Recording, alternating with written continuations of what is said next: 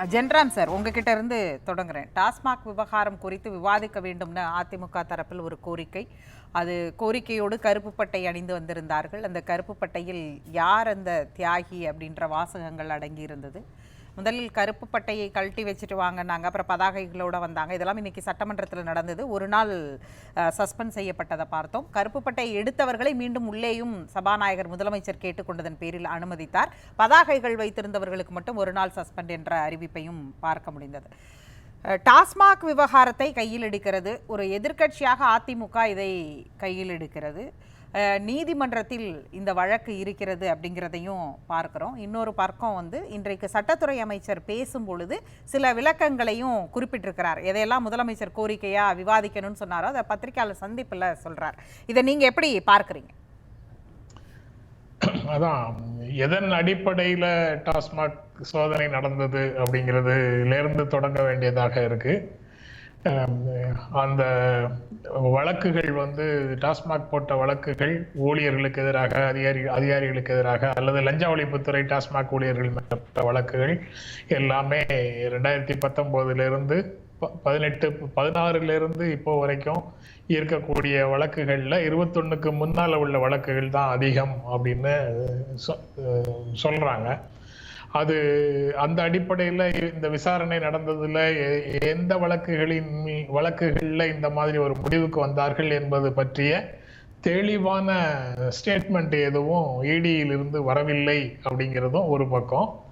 அது போக இந்த மாதிரி விஷயங்கள் எல்லாமே, இந்த ரெய்டு, அதுக்கப்புறம் அங்கு பெண் ஊழியர்கள்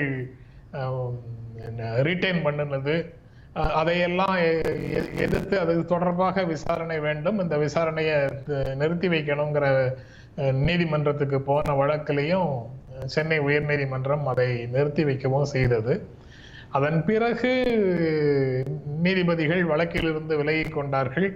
அடுத்து 2 பேர்ட்ட போச்சு. அதுலேயும் சர்ச்சை, ஏதோ ஒரு சர்ச்சை, இந்த உறவினர், வழக்கறிஞரோட உறவினர் நீதிபதிக்கு அப்படிங்கிற மாதிரியான ஒரு சர்ச்சை வந்த உடனே அதுவும் அப்படியே நிற்குது. அந்த சூழல்ல தான் உச்ச நீதிமன்றத்தில் எல்லா வழக்குகளையும் சேர்த்து ஒரே வழக்காக விசாரிக்கலாம் அப்படிங்கிற ப்ரப்போசலுக்குள்ள, அந்த கோரிக்கைக்குள்ள தமிழ்நாடு அரசு போகுது.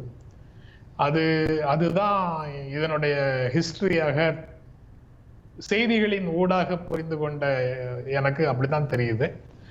இதுல நிலுவையில் இருக்கக்கூடிய வழக்குகளை குறித்து மீடியா விசாரணையோ அல்லது சட்டமன்றத்தில் விசாரணையோ பெரும்பாலும் அறமாகாது அல்லது இயற்கை நீதி ஆகாது அப்படிங்கிற ஒரு கோட்பாட்டில் மீடியாவை கண்ட்ரோல் பண்ண முடியலன்னாலும் சட்டமன்றத்தில் அந்த கோரிக்கையை வைக்கலான்னு போறாங்க. அப்படி போகும்போது முன்னாள் முதலமைச்சர் அது போன்ற ஒரு கோரிக்கையோட போகிறார் என்பதால அவங்க அது அரசியல் ஆதாயத்திற்காக இது செய்யக்கூடாதுன்னு அவர் கடந்த காலத்துல சொன்னவரே இப்போது அந்த கோரிக்கையை எடுத்துக்கொண்டு வருகிறார். அதனால இது முழுக்க முழுக்க அரசியல் ஆதாயத்திற்காக வந்ததுதான் அப்படின்னு ஆளும் தரப்பிலையும் சட்டப்பேரவை தலைவர் சார்பாகவும் அந்த கருத்தை முன்வைக்கிறாங்க. இதுதான் அந்த பிரச்சனையில அடிநாதமாக இருக்கக்கூடிய. அதிமுக இதை கையில் எடுக்கிறது. அதாவது இந்த டாஸ்மாக்குக்கான குற்றச்சாட்டுகள், இந்த புகார்கள், ஊழல் குற்றச்சாட்டுகள் அதிமுக காலகட்டத்திலிருந்தும் தொடங்கப்பட்டிருக்கிறது அப்படிங்கிற மாதிரியான ஒரு குற்றச்சாட்டுகள், புகார்களை இருக்கும் பொழுது அவங்க இதை கையில் எடுப்பது அப்படிங்கிறது என்ன மாதிரியான ஒன்றா இருக்கும்? இல்ல, அந்த இஷ்யூ எல்லாம் எப்போ ரைஸ் ஆகுது அப்படின்னு பாக்குறோம். அந்த ஸ்டேட்மெண்ட், இடியிலேருந்து ஸ்டேட்மெண்ட் வர்றதும் அது தொடர்பாக பேச்சுக்களும் தமிழ்நாடு அரசு பட்ஜெட் தாக்கல் செய்யும் போது வருது. அந்த பட்ஜெட்ல எலக்டோரல் கெயினுக்காக திமுக அரசு நிறைய அறிவிப்புகள் செய்து விடுமோ, அது ஒரு பேசு பொருளாக இருப்பதை தவிர்க்கிறதுக்கு ஒரு ஸ்ட்ராட்டஜி அவங்களுக்கு வேணும் அப்படிங்கிற நிலைமையில திமுகவை எதிர்க்கக்கூடிய சக்திகள் அந்த வேலையை செய்யறாங்க. அதிமுக அதை ஃபாலோ பண்ணுது. அந்த இன்ஸ்ட்ரக்ஷனை ஏற்கனவே ஒருவர் போட்டு வைத்திருக்கிற பாதையை இவர்கள் அப்படியே அதுல பின்பற்றி போகிறார்கள் அப்படின்னு தான் அதை பார்க்க வேண்டியதாக இருக்கு. ஏன்னா இதை இனிஷியேட் பண்ணினது, முதல்ல குரல் கொடுத்தது அதிமுக இல்லை.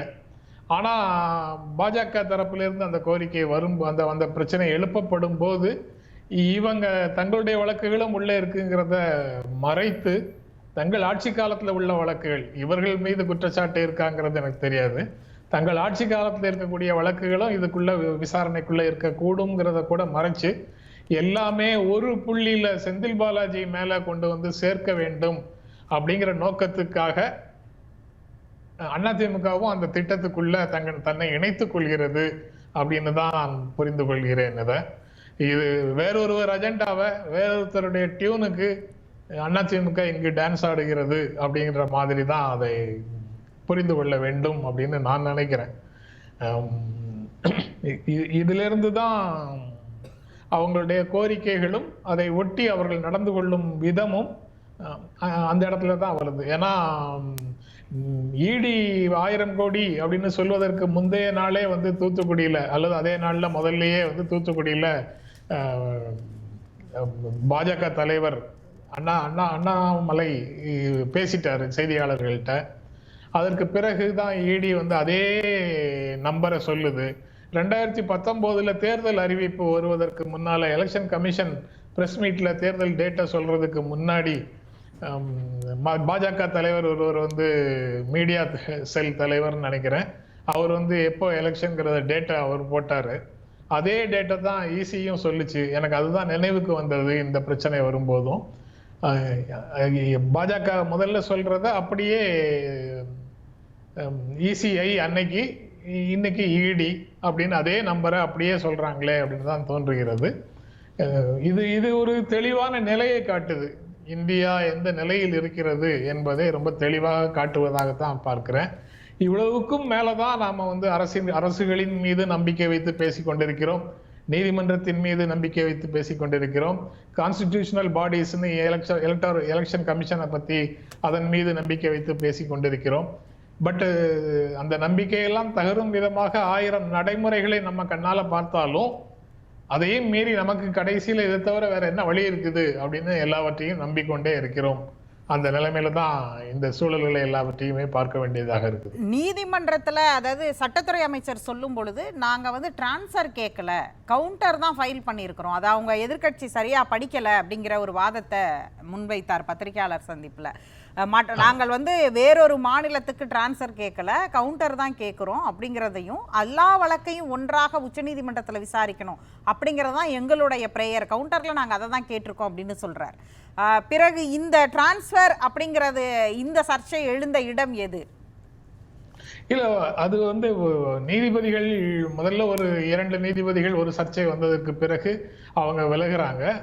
அதே மாதிரி அடுத்த 2 நீதிபதிகள்கிட்டையும் இதே மாதிரி ஒரு பிரச்சனை வருது. ஒரு வழக்கறிஞர் வந்து செந்தில் பாலாஜிக்கு வழக்கறிஞர்னு நினைக்கிறேன், அவர் வந்து ஒரு நீதிபதியினுடைய சகோதரர்ங்கிற மாதிரி சமூக ஊடகங்கள்ல ஒரு பிரஷர் வரும்போது இந்த வம்பே வேண்டாம், இந்த சர்ச்சைகளே வேண்டாம், எல்லாவற்றையுமே உச்ச நீதிமன்றத்துல விசாரிக்கலாம் அப்படிங்கிற முடிவுக்கு அரசு வருது. இங்க வந்தா ஏதோ அவர்களுக்கு சாதகமாக வழக்குகள் நடக்குங்கிற மாதிரி ஒரு தோற்றத்தை உருவாக்குவார்கள்ங்கிறதுனால அவங்க வந்து பொதுவான தளத்துக்கு எல்லா வழக்குகளையும் கொண்டு போய் அங்கு விசாரணை நடக்கட்டும் அப்படிங்கிற முடிவுக்கு அரசு வந்ததாகத்தான் அதனுடைய செயல்பாடுகள் வந்து காட்டுது. இதுல தெரிந்தே தான் வந்து அதிமுக வேறு மாநிலத்துக்கு கேட்கிறார்கள்னு ஒரு நேரேட்டிவை உள்ள புகுத்துகிறார்கள். வேண்டுமென்றே தான் அதை வந்து போடுற வரைக்கும் ஓடட்டும் அப்படின்ற மாதிரி தான் புகுத்துகிறார்கள்னு நினைக்கிறேன். அவங்களுக்கு தெரியாமல்லாம் இருக்காது பிரேயர் என்னன்னு, பெட்டிஷன் போடுறது என்னன்னு. அவங்க எல்லாவற்றையும் ஃபாலோ பண்ணாம இருக்க மாட்டாங்க. ஒரு எதிர்கட்சியாக இப்படி எல்லா இன்ஸ்டிடியூஷன் மேல வைக்கிற நம்பிக்கையை நான் அதிமுக மேலேயும் வச்சு சொல்றேன், அவங்க ஃபாலோ பண்ணுவாங்கன்னு. அவங்களுக்கு அது தெரிஞ்சிருக்கும், இருந்தாலும் ஒரு கவுண்டர் நரேட்டிவை செட் பண்ணணுங்கிறதுக்காக அவங்க இப்படி சொல்றாங்கன்னு தான் நான் நினைக்கிறேன். பேசுவோம் சார்.